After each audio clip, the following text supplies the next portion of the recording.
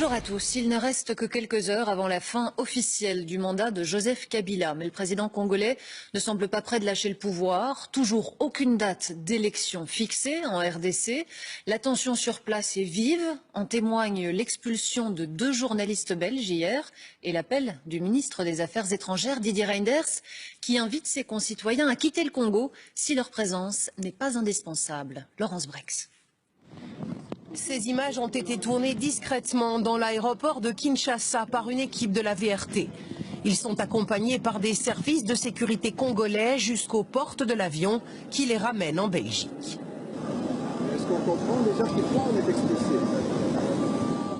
Pour toute explication, leurs visas ont été annulés et ils ont reçu un procès-verbal de renvoi qui les déclare indésirables sur le sol congolais. Peter Verlinden était à Kinshasa depuis mercredi avec un visa en règle, mais il n'a jamais reçu les accréditations nécessaires.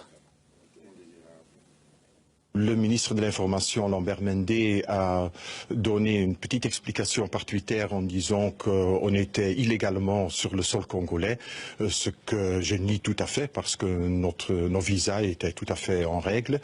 Mais ce qui est derrière, quant à moi, c'est le fait que ce qui va se passer les prochains jours et le lundi, que le régime congolais et le ministre de l'Information ne veut pas qu'il y ait trop de gens à regarder, à donner rapport de ce qui se passe sur place.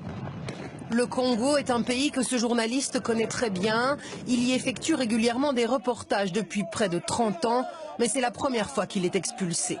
En cause, les tensions toujours plus grandes qui secouent le pays à l'approche de la date du 19 décembre, jour où Joseph Kabila, arrivé en fin de mandat présidentiel, devrait passer la main du pouvoir. C'est un signe qu'il y a beaucoup plus derrière. Le régime est en train de devenir beaucoup plus dur qu'avant. Il y a beaucoup plus de mesures répressives envers des gens de l'opposition, la société civile, les jeunes. Et ce que je crains, c'est qu'il prépare quelque chose encore pire. Dans les rues de Kinshasa, des checkpoints viennent d'être installés et de très nombreux membres des services de renseignement surveillent tout ce qui se passe. La situation pourrait rapidement dégénérer, ce qui a poussé les affaires étrangères à conseiller aux Belges qui le pouvaient de quitter le Congo.